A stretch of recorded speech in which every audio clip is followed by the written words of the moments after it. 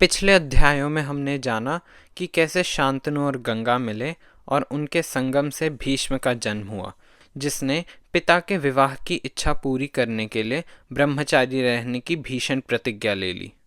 आज हम जानेंगे कि सत्यवती ने कैसे कुरुवंश को आगे बढ़ाया और जब यह वंश अपनी समाप्ति पर आने को था, तब उनके अतीत में से कोई ऐसा आता है जो उनकी इस समस्या का समाधान कर देता है।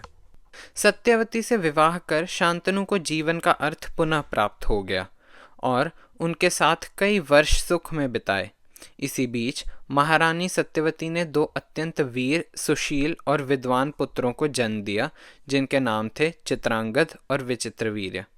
विचित्रवीर्य इससे पहले युवावस्था को प्राप्त होते उनके पिता महाराज शांतनु का देहांत हो जाता है।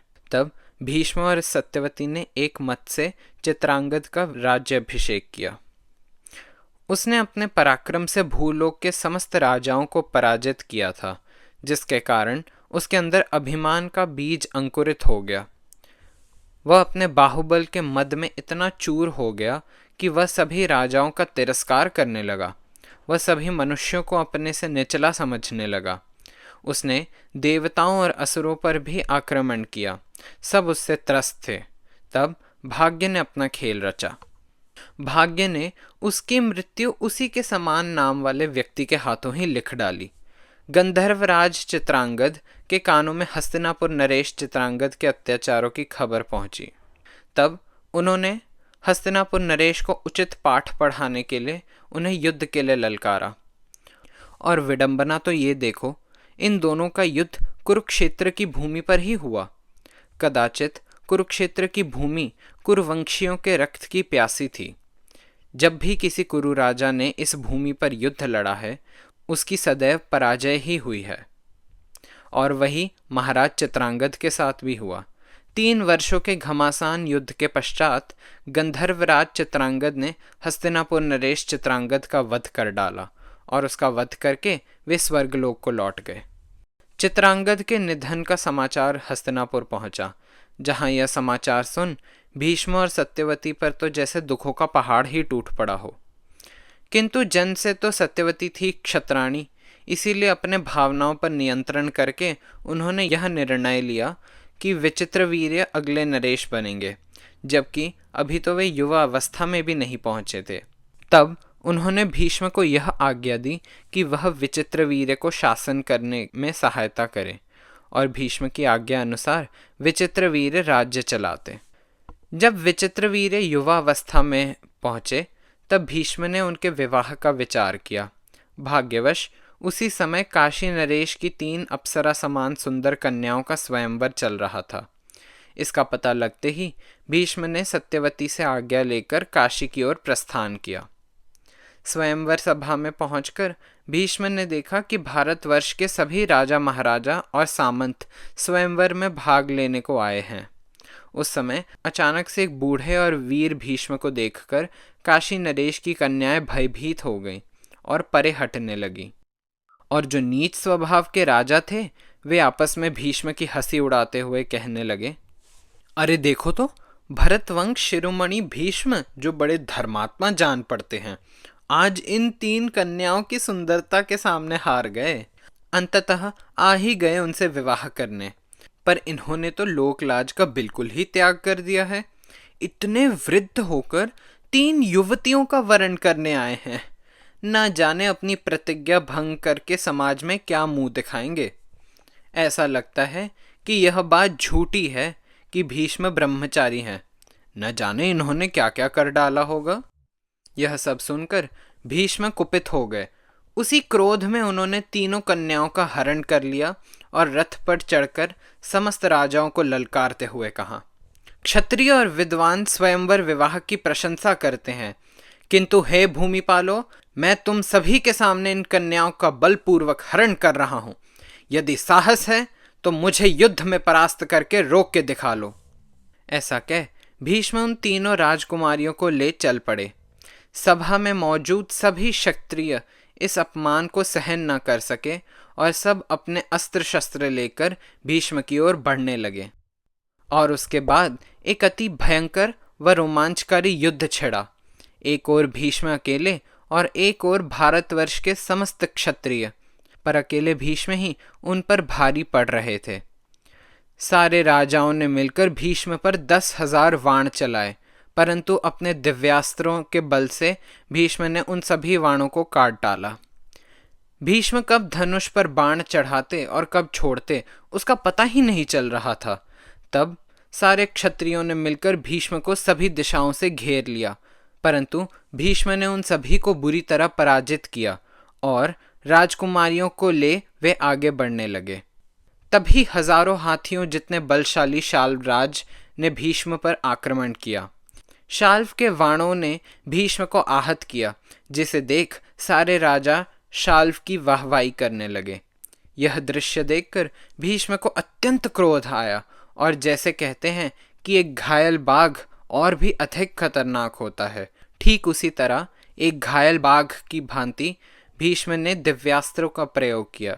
उसने एक अस्त्र से शाल्व के रथ को ध्वस्त किया, फिर उन्होंने एक अस्त्र से शाल्व के सारथी का वध किया और दूसरे से रथ के लगे घोड़ों का, फिर वरुणास्त्र का प्रयोग कर भीष्म ने शाल्व को बंदी बना लिया। पर भीष्म ने दया दिखाकर शाल्व को जीवन दान दे दिया। शाल्व लौट तो गया अपने राज्य, पर उसके मन में यह खटास रह गई कि भीष्म उसकी प्रियतमा को उसके नाक के नीचे से लेकर चला गया। अब वो प्रियतमा कौन थी, वो तो समय ही बताएगा। इस तरह भारतवर्ष के सभी क्षत्रियों को परास्त कर भीष्म काशी नरेश की तीनों कन्याओं को हस्तिनापुर ले आए। पर अभी तक मैंने आपको उन 3 कन्याओं का नाम तो बताया ही नहीं। उनके नाम थे अंबा, अंबिका और अंबालिका। भीष्म ने अंबिका और अंबालिका का विवाह विचित्रवीर्य से कर डाला। जब अंबा की बारी आई तब अंबा ने भीष्म से कह दिया कि हे धर्मात्मन, जब आप मेरा हरण कर रहे थे तब मैं भय के मारे कुछ बोल ना पाई, परंतु मैंने स्वयंवर सभा आयोजित होने से पहले ही मन शाल्व नरेश को अपना पति मान लिया था। मेरे पिता की भी इसमें सम्मति थी, इसीलिए हे धर्मध्वज रक्षक, आप धर्मानुसार आचरण करें। भीष्म को मेरा ज्ञान था ही, किंतु उसने फिर भी विद्वानों से सलाह लेना आवश्यक समझा। इसी से उसकी बुद्धिमत्ता और उसके धर्मपरायण होने का प्रमाण मिल जाता है। और विद्वानों के कहने पर उन्होंने अंबा को शाल्व नरेश के पास जाने की अनुमति दे डाली। अब आप सोच रहे होंगे कि कामदेव के बाणों से आहत अंबा का क्या हुआ होगा, किंतु इसका उत्तर मैं आपको अभी नहीं बतलाऊंगा, क्योंकि अभी वो सही समय नहीं है। सही समय पर इस अतीत का संगम हस्तिनापुर के वर्तमान से हो ही जाएगा और यह अतीत हस्तिनापुर के विनाश में एक मुख्य भूमिका निभाएगी। अब जैसा कि मैंने कहा, भीष्म ने शेष 2 कन्याओं का विवाह विचित्रवीर्य से करवा दिया, जिसके उपरांत राजा अपनी दोनों पत्नियों के साथ समय बिताने लगे। यौवन अपने चरम पे था और कामुक इच्छाओं की अग्नि ने विचित्रवीर्य को त्रस्त करके रखा हुआ था, जिसके कारण वे अपना सारा समय केवल अपनी रानियों के संग ही बिताते। प्रजा से उन्हें कोई लेना देना नहीं था। ऐसा कर उन्होंने राजधर्म का उल्लंघन किया, किंतु विचित्रवीर्य मेरा उल्लंघन अधिक दिनों तक न कर पाए। 7 वर्षों तक कामुक इच्छाओं के सरोवर में स्नान करने के बाद विचित्रवीर्य को तपेदिक का रोग लग गया, जिसके कारण उनकी मृत्यु हो गई। विचित्रवीर्य के देहांत से न केवल राजमाता सत्यवती को ठेस पहुंची, अभी तो भीष्म को भी पहुंची। यहाँ भीष्म प्रसन्न हो सकते थे कि सत्यवती का कोई पुत्र जीवित ही नहीं रहा और वह राजधर्म की आड़ में हस्तिनापुर नरेश बन जाएंगे, परंतु धर्मज्ञ व्यक्ति होने के कारण उनके मन में कभी ऐसा विचार ही नहीं आया। यहाँ देखा जाए, सत्यवती और उसके पिता अपने उच्चाकांक्षाओं का मोल भर रहे हैं, क्योंकि उन्होंने भीष्म से अनुचित तरीके से उनका राज्य छीन लिया था। मनुष्य के कर्म किसी भूत प्रेत की भांति होते हैं। वो चाहे कितना भी उससे दूर भाग ले, पर वो जीवन के अंत तक उसका पीछा नहीं छोड़ता।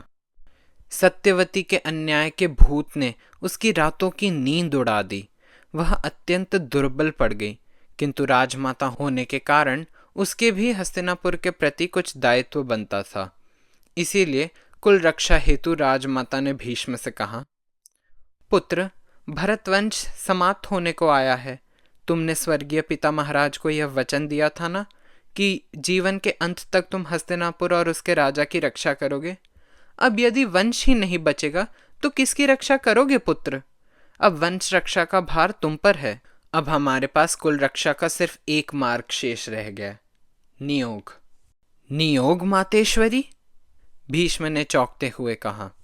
हाँ पुत्र, नियोग ही एकमात्र मार्ग है। विचित्र वीर्य तो संतान उत्पन्न करने से पहले ही परलोक चला गया। अब उसके इस अधूरे कार्य करने का दायित्व तुम्हारे कंधों पर है। तुम अंबिका और अंबालिका के साथ पुत्र को जन्म दो और स्वयं राजा बन के हस्तिनापुर पे राज करो। यही राजधर्म होगा। इस पर भीष्म ने कहा, मातेश्वरी, जो आपने कहा वो धर्मानुसार उचित है, इसमें कोई संशय नहीं। किंतु आप यह भी जानती हैं कि आपके विवाह के समय से मैं प्रतिज्ञाबद्ध हूँ कि ना मैं राज सिंहासन पर बैठूंगा, ना पुत्र उत्पन्न करूंगा। यदि आपको मेरी प्रतिज्ञा पर संशय है तो मैं पुनः प्रतिज्ञा लेता हूँ। मैं एक बारी ब्रह्मलोक और स्वर्गलोक के राज्य का त्याग कर सकता हूँ, पर मैं अपने सत्य से अपना मुंह नहीं मोड़ूंगा। सूर्य पश्चिम से उग सकता है, चंद्रमा अपना मार्ग बदल सकता है, धर्मराज अपने धर्म का त्याग कर सकते हैं, किंतु मैं अपने धर्म के मार्ग से नहीं हट सकता। ऐसा कह भीष्म ने पुनः एक और भीषण प्रतिज्ञा ली। अब यहाँ पर रुककर हमें सोचना चाहिए कि क्या भीष्म ने धर्म किया या अधर्म। भीष्म ने निश्चित रूप से अपनी प्रतिज्ञा की लाज रखी, किंतु उसने राजधर्म का उल्लंघन किया और उस समय उसका राजधर्म ज्यादा महत्वपूर्ण था। अब ऐसा क्यों? अब जब वंश ही नहीं बचेगा तो भीष्म किस हस्तिनापुर राज्य की रक्षा करेगा? प्रतिज्ञा तो तब भी भंग हो ही जाती। भीष्म से हमें यह सीख मिलती है कि कभी कभी धर्म के पालन के लिए आपको आपके वचनों से पीछे हटना पड़ता है। और इसका बहुत सुंदर उदाहरण कुरुक्षेत्र के युद्ध में ही मिल जाता है। श्री कृष्ण ने यह प्रतिज्ञा ली थी कि वे शस्त्र नहीं उठाएंगे, परंतु जब उन्होंने देखा कि भीष्म पांडव सेना का संहार कर रहे हैं और पांडवों को पराजय की ओर ले जा रहे हैं, तब भक्तों की लाज रखने हेतु उन्होंने रथ का पहिया उठा लिया। अब कथा पर वापस चलते हैं।